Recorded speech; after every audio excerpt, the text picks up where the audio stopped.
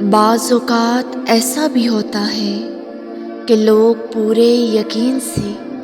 دعا کرتے ہیں اور پھر اس دعا کے قبول نہ ہونے پر بہت پریشان ہوتے ہیں اور جلد ہی مایوسی میں ڈوب کر دل ہار بیٹھتے ہیں،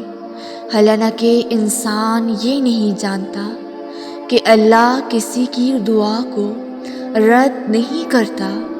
بلکہ اس کی قبولیت کے بھی کچھ خاص اشارے ہوتے ہیں۔ میں جانتی ہوں کہ جب ہم مشکل میں ہوتے ہیں تو دل میں خیال سا پیدا ہوتا ہے کہ اللہ کہاں ہے؟ تو سنو، وہ اللہ تم سے کہتا ہے کہ میں تمہاری شہ رگ سے بھی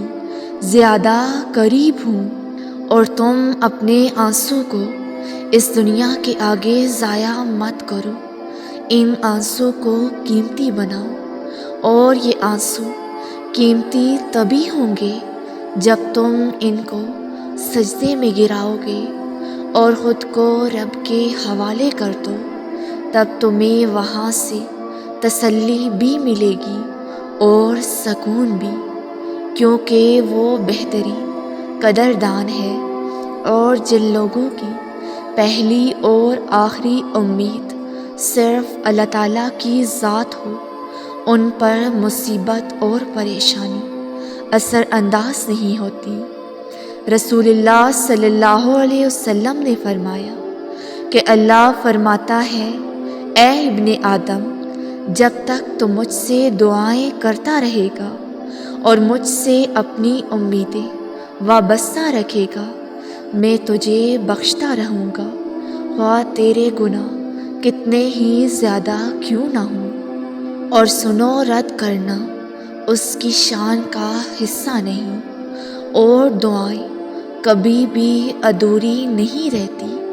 وہ ہر صورت قبول ہوتی ہیں، کبھی یقین کی صورت میں اور کبھی بہتری کی صورت میں۔ سنو نادان، ایسا کبھی نہیں ہو سکتا کہ تم اپنا ٹوٹا ہوا وجود لے کر اللہ رب العزت کے سامنے جاؤ اور وہ تم سے منہ پھیر لے۔ پتہ ہے قرض وہ کبھی نہیں رکھتا، نہ آنسو کا قرض اور نہ ہی اس یقین کا قرض جو تم اسے دیتے ہو، وہ اسے دگنا کر کے تمہیں عطا کرتا ہے۔ تم ایک قطرے کے لیے آنسو بہاتے ہو، وہ تمہارے لیے 7 سمندر لکھ دیتا ہے۔ تم اگر اس پر ایک ستارے جتنا بھی یقین کرو گے نا، تو وہ تمہیں اس وسیع و عریض آسمان سے بڑھ کر معجزے عطا کرے گا۔ اور اگر آزمائشیں آ رہی ہیں تو سمجھ جاؤ تمہیں چنا جا چکا ہے، اللہ کے پیارے بندوں کی فرصت میں تمہارا شمار کیا جا چکا ہے۔ یہ آزمائشیں اور تکلیفیں بے وجہ مقدر کا حصہ نہیں ہوتی، صبر کے کڑوے گھونٹ کے بدلے تمہیں شکر کے سجدوں تک لانے کا وعدہ ہے۔ اور اللہ کے نزدیک دعا سے بڑھ کر کوئی چیز قدر کی نہیں، اور خاص دعا وہ ہوتی ہے جو تڑپ کر مانگی جائے اور وہ سیدھی جا کر قبول ہوتی ہے۔ قرآن کہتا ہے، ایمان والے تو ایسے ہوتے ہیں کہ جب اللہ تعالیٰ کا ذکر آتا ہے تو ان کے دل ڈر جاتے ہیں، اور جب اللہ تعالیٰ کی آیتیں پڑھ کر ان کو سنائی جاتی ہیں تو وہ آیتیں ان کے ایمان کو اور زیادہ کر دیتی ہیں، اور وہ لوگ اپنے رب پر توکل کرتے ہیں، اور ہم نے ان کو جو کچھ دیا وہ اس میں سے خرچ کرتے ہیں۔ سچے ایمان والے یہ لوگ ہیں، ان کے بڑے درجے ہیں، ان کے رب کے پاس مغفرت اور عزت کی روزی ہے۔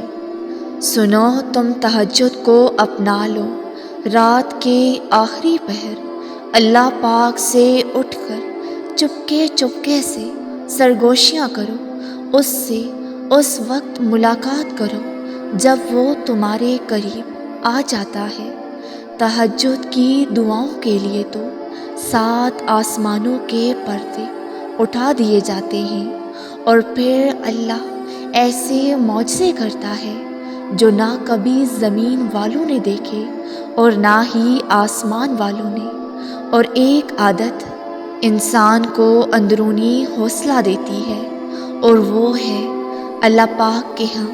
ہمیشہ نیک گمان رکھنا، کڑے امتحانوں سے گزرنا، ٹوٹنا بکھرنا، اور اس کے باوجود بھی ہر مرتبہ آسمان کی وسعتوں میں پھر اسی سے رجوع کرنا،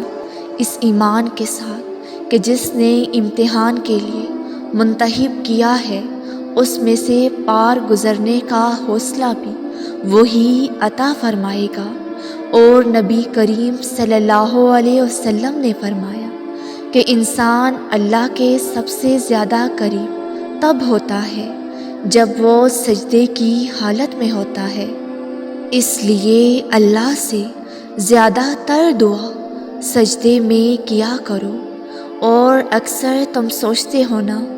کہ کیسے پتہ چلے گا کہ اللہ تعالیٰ تمہیں عطا کرنے والا ہے، تو یاد رکھو کہ جب وہ عطا کرنے پہ آ جاتا ہے نا تو مانگنے کے طریقے بھی سکھا دیتا ہے۔ اور جب تم اپنے دل کے فیصلوں کا اختیار اپنے رب کو دے دیتے ہو تو یہ اس بات کی نشانی ہے کہ اللہ اب تمہاری دعاؤں پر راضی ہو چکا ہے۔ تمہارے لیے صرف ایک کن کی دیر ہے۔ اطمینان رکھو، اللہ تمہیں راحتیں بھی ایسی عطا کرے گا جن کا تم نے کبھی خیال بھی نہ کیا ہوگا۔ اور وہ وقت قریب ہے جب تم ان دکھوں اور مشکلوں کو سوچ کر مسکرا دو گے جن کی وجہ سے آج تم تکلیف میں ہو، انشاءاللہ۔ ویورز، اگر آپ کو یہ ویڈیو اچھی لگی ہو تو لائک اور کامنٹ کے ساتھ ہمارے اس نیو چینل کو سبسکرائب کر دیں۔